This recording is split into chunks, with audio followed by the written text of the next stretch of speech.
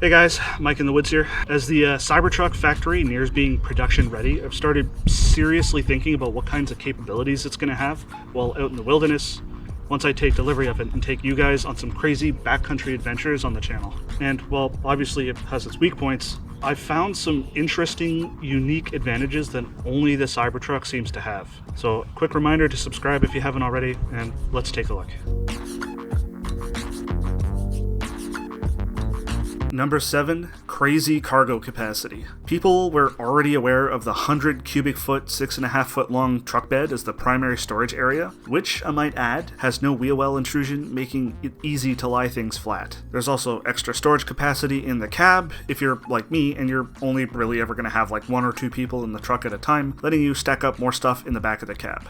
But there's 3 more storage areas that I don't see talked about much at all, especially by those not familiar with electric vehicles. The first and most obvious one is the Frunk. Since the Cybertruck has no front engine, the front area is more storage. Second, and less talked about, is the side sail panel storage bins. And finally, what was recently shown off in new renders is an under-the-bed storage compartment for even more storage. It's actually kind of ridiculous how much storage this thing has. And when you add all of these spots up together, I think people, including myself, were vastly underestimating how much storage capacity this monster has. For use out in the wilderness, this translates into being able to pack more gear, whether that be food and water for really extended stays, more emergency equipment to be ready for anything, or even to pack some renewable energy generators for charging your Cybertruck in the middle of the wilderness. More on that in a minute.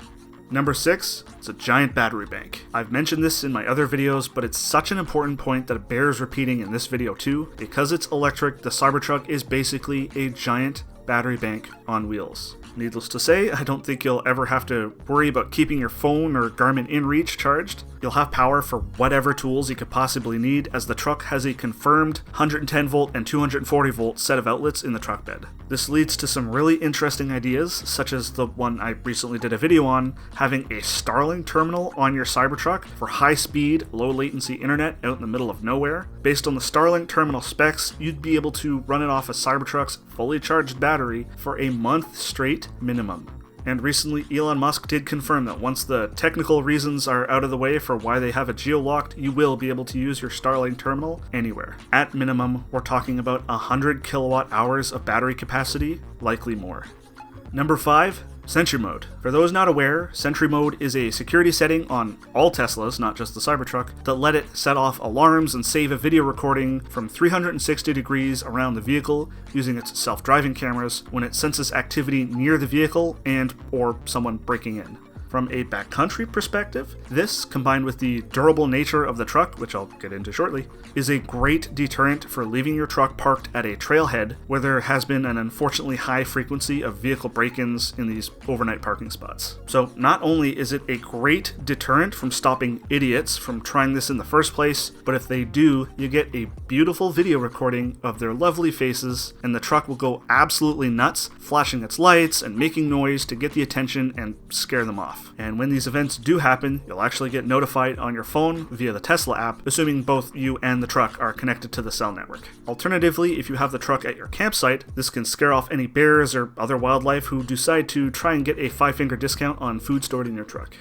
Number 4, a durable exterior. Look, we can all have a chuckle about the broken glass during the onstage demonstration, or roll our eyes at the bulletproof marketing of the stainless steel exoskeleton, but these features do have a great benefit while out in the woods. Some trails can be overgrown, meaning you're pushing through bush to get to your destination. All of those branches scraping up against your vehicle or snapping back against your window are mitigated by the much harder stainless steel body and shatter-resistant glass. With this, you could be a lot more aggressive plowing through the undergrowth. And this includes the underside too. You won't need an aftermarket plate installed underneath, as it will have the same exoskeleton plating protecting your truck's battery pack underneath. As I've covered in other videos, all Teslas employ some sort of underbody methods for ramping up and over anything that might damage the batteries, and the Cybertruck, which is meant for much more rugged use cases, will be much more armored against damage to the underside.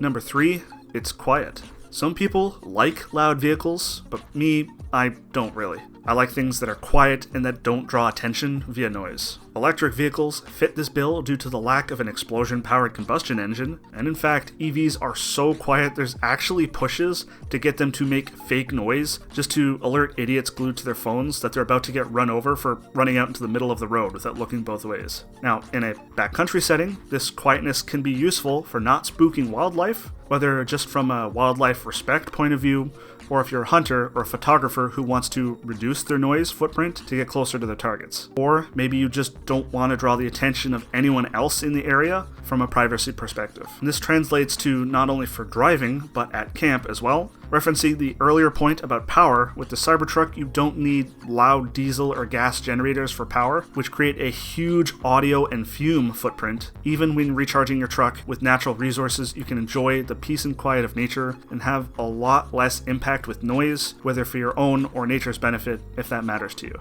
Number 2, infinite charging capability. I've done an entire video on this, link up at the top of the screen if you want to watch, but it's so important that again, I feel it needs to be brought up here. Because it's an electric vehicle, you can charge your Cybertruck from empty to full literally anywhere. Unlike gas-powered vehicles, you can't haul in jerry cans of extra gas, unfortunately, but with the right setup, you can fully charge your Cybertruck pretty much indefinitely with renewable energy. As it stands, the Cybertruck will come with a solar panel option for its tonneau cover that will add up to 15 miles of range per day, which doesn't sound like much, but if you spend a week out on a camping trip, that's up to 105 miles of range added back in just from the solar panels on the tonneau cover. Either that, or it can offset any electricity usage you're using for tools and keeping your electronics charged. But the question is, what if you packed an actual generator array? Solar is the obvious option, but you could technically also do wind, hydroelectric, or if you wanted to get crazy, thermoelectric. As long as you run it through an inverter to a standard grounded 110 volt AC inverter that the Cybertruck can interface with, you're golden. And by nature, this setup can be modular too. Network as many of them together as you need to scale up or down your charging as needed, drive into camp